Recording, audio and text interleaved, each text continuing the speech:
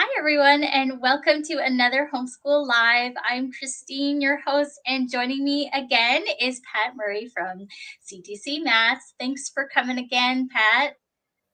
Thanks, Christine. Thanks for having me. I always enjoy jumping on the call with you.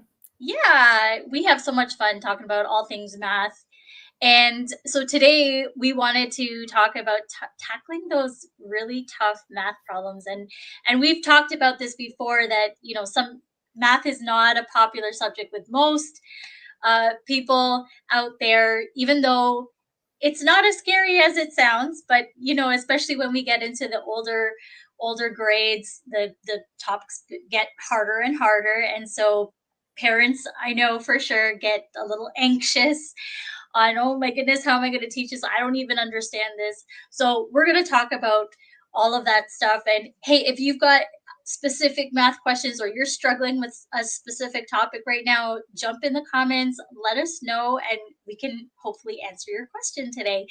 So our first question is, what are some of the most dreaded topics in teaching math today, in your Okay, opinion? I'll kick off. I will say, and I'll talk about this a little bit later, but long division is Yeah, probably the biggest one. But yeah, I'm just going to park that to the side for a little bit, and I'll explain why in a little sure. while. But I guess the ones that really come to mind, and I've got a little bit of help for each one. Fractions. I think fractions, Mhm. especially when you've got operations with unlike denominators. Okay, so Mm, that's probably one big one that a lot of parents and kids struggle with. Word problems. All right, so that's mhm. when we're combining a bit of reading comprehension with math. So that's can be difficult as well. And really some algebraic fundamentals. I won't go like right into the difficult stuff, but if you get the fundamentals right in algebra, that makes life a lot easier. So, and then there's that long division. So I'll probably focus on those four at the moment. But the first Okay. one, fractions. If we talk about fractions, uh, in terms of showing kids how to do that, is certainly diagrams a great thing to help them. But what they really need to know really well is their multiplication tables. Okay, so if the Yes. kids haven't mastered the multiplication tables, okay, and when I say that, the kids really need to know that automatically. They can't think about it. They can't think what are 3/8 and they just need to know that. And I tend to talk about multiplication tables in the way I would talk about a basketball player. A basketball player Mm. knowing how to dribble. All right. If a basketball player knows how to dribble, particularly when they get a bit older, they're not concentrating. When they start even to learn basketball, they have to concentrate how to dribble. But later on, it just becomes Right. automatic to them, okay, to actually advance the ball down the court. They're not thinking about dribbling. They're looking for the player they're going to pass it to, or how far do they go.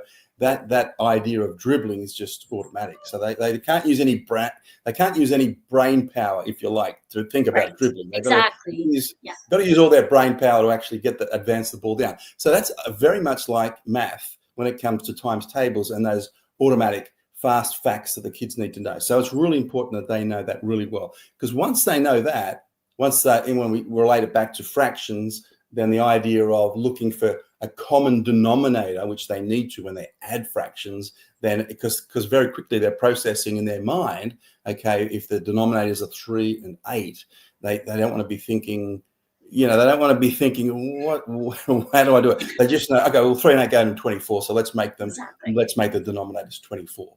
Or, Right. if they've got 4 and 6, okay, 4 and 6, the best denominator, the quickest denominator would be to use 12. Okay, it wouldn't be to use 24, though that will work, but it's to use 12. So, okay, so if the kids know their times tables very quickly, fractions becomes a whole lot easier. If they don't know them, fractions will remain a nightmare. Okay, Yeah. so that's that one. Word problems is an interesting one because sometimes kids really do well just with their mathematical skills, but can still struggle a little bit with the The word problems words. there. Yeah. So I guess with word problems, I think the best way that we found is well, surprise, surprise, practice. Okay, practice with the word problems. But the other one is to really break it down. Okay, because most of the word problems, why they become difficult, is because they're probably not just one step to get the answer. There's a Right. couple. There's Yeah. could be one, two steps, three steps a little bit later on.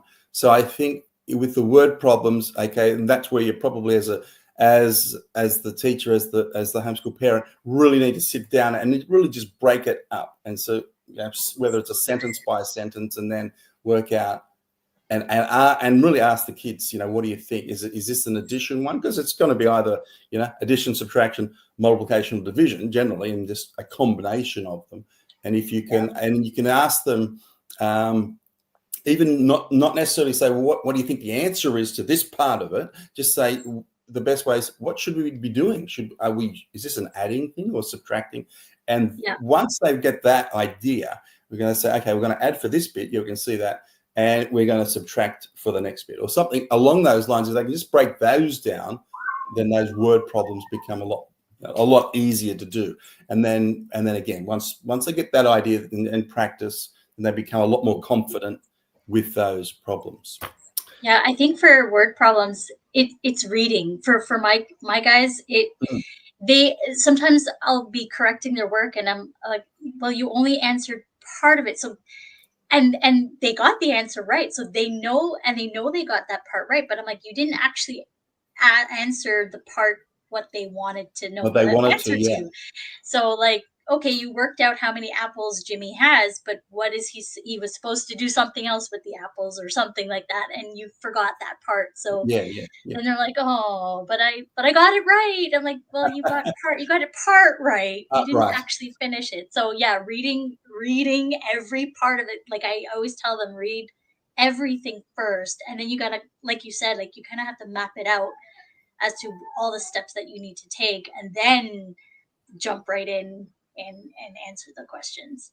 Yeah, I know, because I do find some kids just want to dive in, right? So that's a good and that's a good description of what of what happens a lot, where they'll dive in, they'll get part of the question, and I think I've got the answer, and they have got the answer to part of it. But so I guess to that, a good idea is actually to read the question after you've got an answer, and that's yeah. After you've got your answer, go back and read it. That's a difficult one for kids to do. I've got to say that, because kids don't want to go back because they're done. And that happens a lot in exam situations too, actually, when a bit later on, when kids are so keen to get through the questions and get to the next question, that part of the skill of an exam later on is to go back and read through read through everything, and that's a good one. I'm glad you brought that one up. I guess the next one was algebra. I was going to talk about algebra, and algebra is an interesting one, and in fact, a lot of kids, if they get the basics right, they actually can quite enjoy algebra. And one thing I really like doing, and it's something that as a parent you could do quite easily as well, is the idea of doing particularly for introducing algebra, a magic trick with algebra. And when I say a magic trick, everyone likes a little bit of magic, and the kids can do it. It's one of those questions where you can say, okay, think of a number between 1 and 10, and go through some steps. Multiply by 2, add 7, subtract the number you started with, all of these sort of things, and then you can say, okay, now your number that you're left with 10 or something, and you think, oh wow, I was okay. And that's a little bit of algebra. No matter what they started with, no matter what number they started with, okay, you can use some algebra skills to actually create a magic trick. And you can look at, I've created a lot of these with kids, particularly when they're in about grade 7. They really like that, and they sort of when I'm teaching in a regular school, they go home and practice with it, and they and some of the kids who weren't necessarily that good at math before, and these sometimes were what you would say sort of lower achiever sort of kids with in terms of math, they would become very proud of the fact that they can actually develop this mathematical problem, and it's in algebra, and look like a bit of a math whiz. So I can, if anyone wants to reach out and ask me how to do that, I'm happy to create a little video particularly for that and share that. That would be a good one. So that that's my little help with algebra.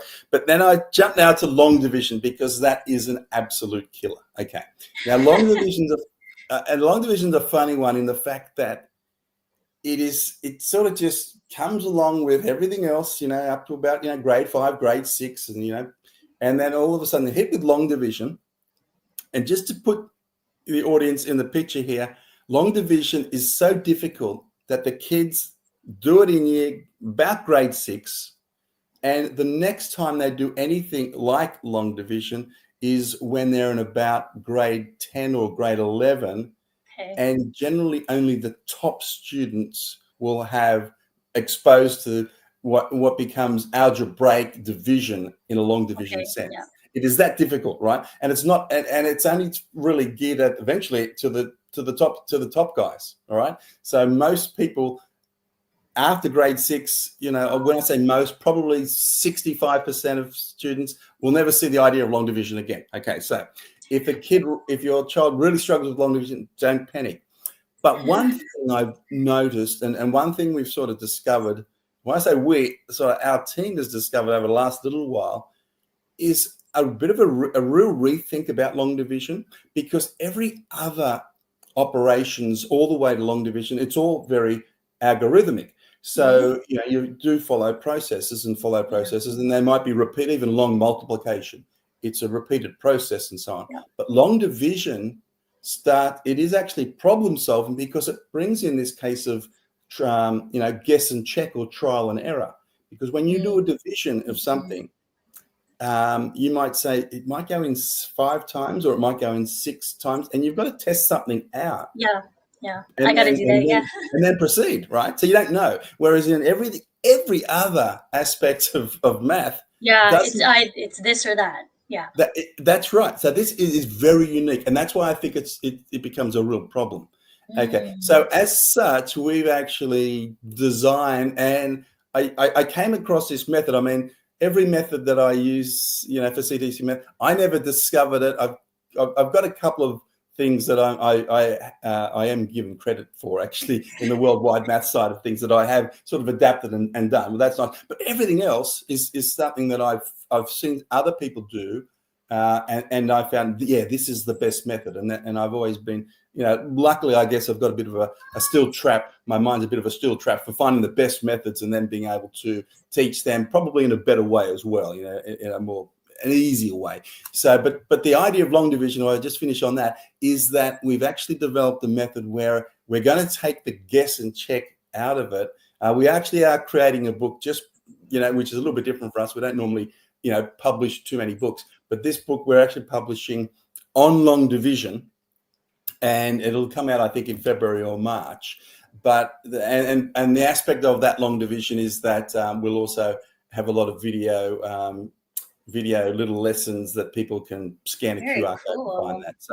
So and just remind me at the end, I'll tell everybody how I'll give a free copy to everyone listening today, and who wants to reach out. Yeah, that'll be pretty cool. I want one.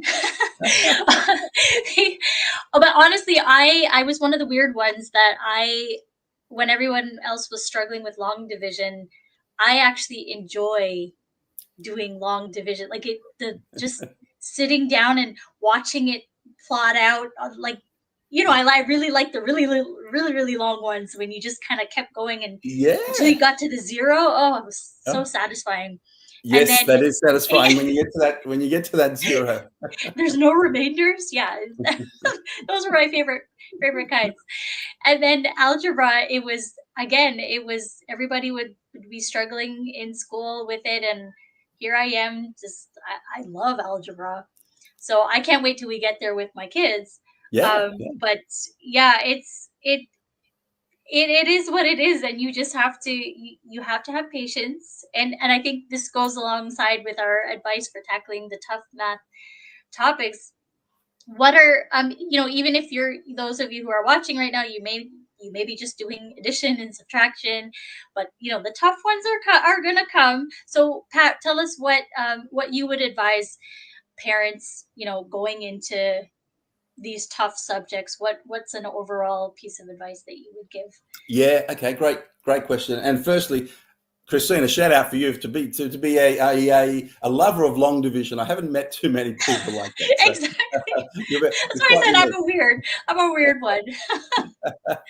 Okay, so yeah, so tackling those tough math topics. Okay, so all right, again, I sort of touched on this a little bit earlier, but having those foundations so Yes. important. Having those foundations, and then if you haven't got those foundations, or if the kids are sort of missing a little bit, it's a great idea, and it's not only a great idea, but very essential.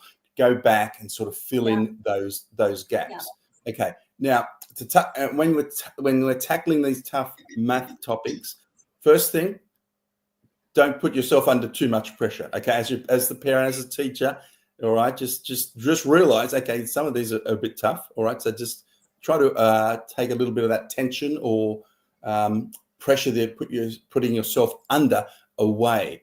And the idea is to really work out or show the kids the best way that you have found, all right, whether it's a video or a great explanation in a textbook, which you can actually sort of expand on, and take your time and go through those examples. And if you've got to do a whole lot of examples, I think it's really critical that, I mean, the kids, they learn best by examples. Okay, with these tough ones, you really need to probably guide them a little bit longer, or more, or a little bit longer than you might otherwise, where you can, a lot shorter, you can just get through, and the kids can start practicing.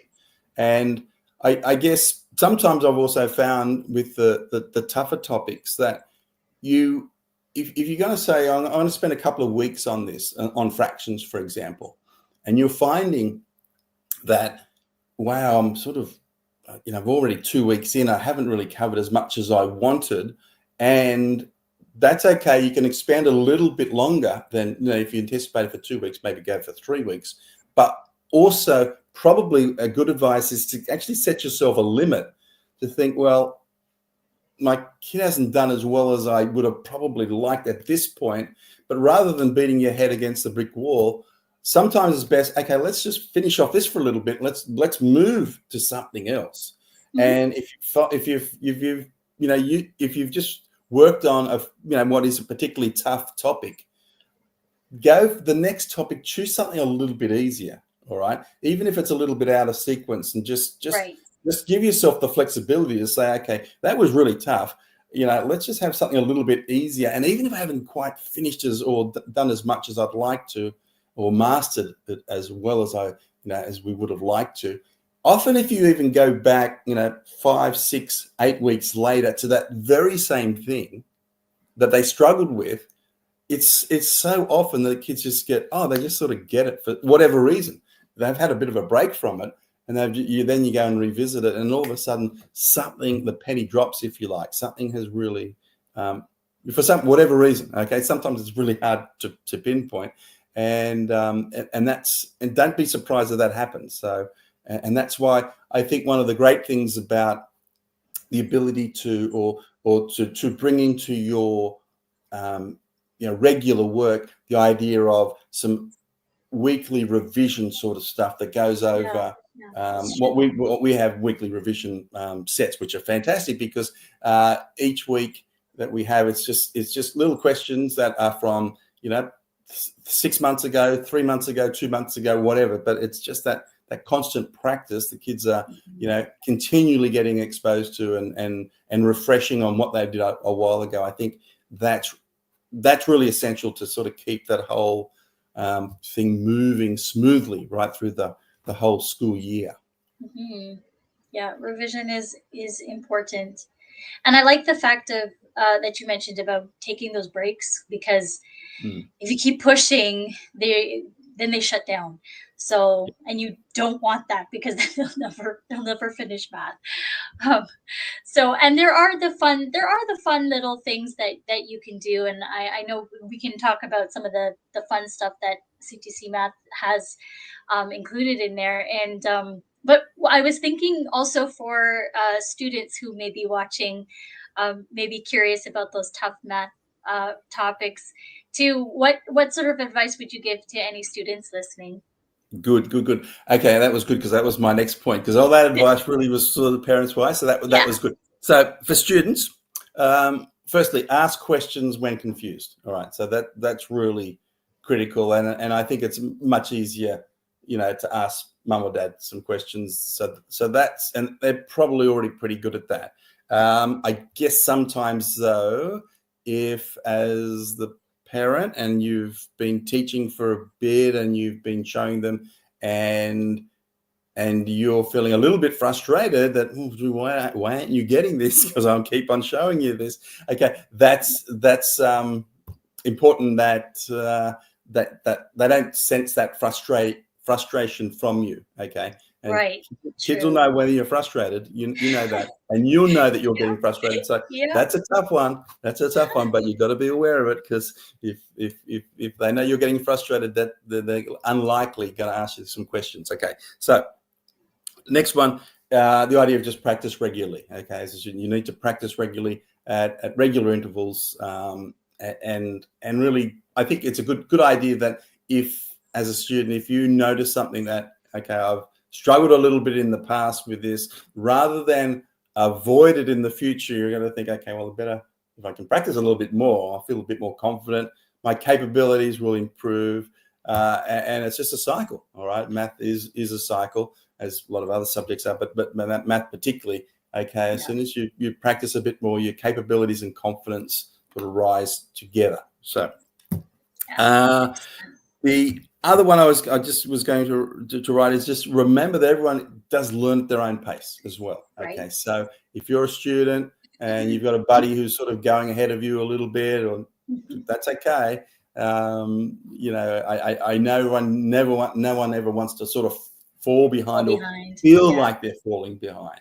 But I always say, okay, if you're struggling with something, I like to use the word yet. Okay, I just don't quite get it Yes. yet, right? Yeah. Okay, I'm struggling with it, but so I just haven't quite got there yet. So if you can Yeah. just remember the word yet, okay, just means you can actually get there. You'll eventually get there. And it's good advice for everybody in terms of all True. walks of life, is that no matter where you are, that you can actually think, that even the top performers, in this field of work you're doing, whether they're at one stage they weren't as good as you, right? So Yeah. they weren't at Exactly. that level. So Mhm. that's always a good one to remember, particularly if you're getting a little bit frustrated, a little bit despondent about your progress. Just think, well, we haven't just quite got there yet.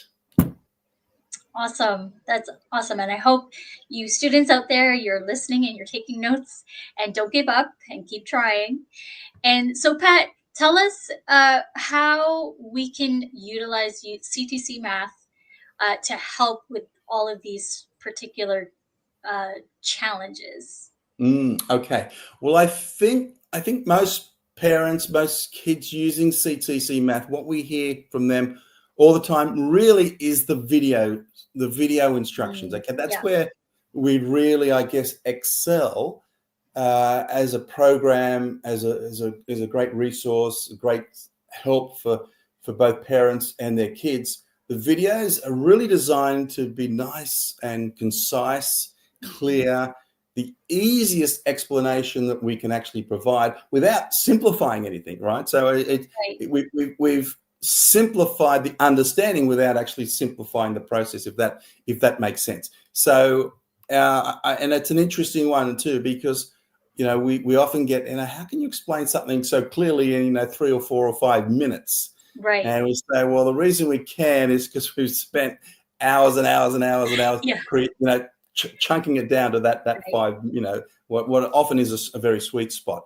I don't know if I told you this before, Christine, but I love this story about Picasso. Pablo Picasso. He was he died. He was very old. Very old when he lived for a long time. But I think when he was about 83, 84, he was sitting with a friend, and they were just having a coffee. And while they were there, Picasso was just doing this, drawing on the placemat. Was just sort of doing this drawing, and he, did that for a bit. And his friend after, he said, "Oh, wow, that's a great drawing. Could I buy it from you?"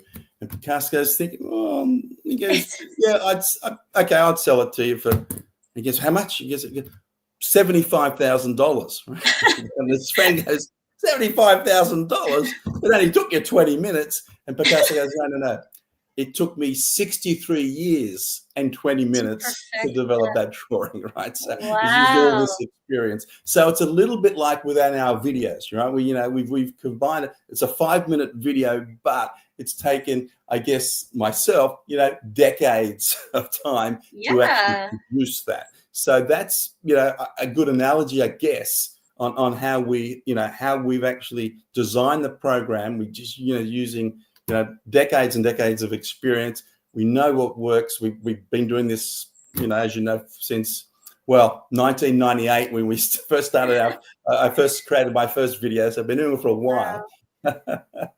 But I think That's the amazing. videos are the big thing. And then the great thing about the videos, because they're short, bang, the kids can get straight into practicing the questions. Okay. True. And practice the questions and practice the questions. And then, and one of the big things that we've just released recently, which has taken us a while because we like to do all things pretty good, is if a kid gets a question wrong, then the actual work solution for that question, it pops up. They can have a look at that now as well. Oh, that's helpful. So Yeah. that's been a big thing that a lot of parents have been asking for a long time, because we've always had the work solutions with our worksheets, Right. with our Right. interactive questions, which make up a lot of the program now. A lot of kids really like using that.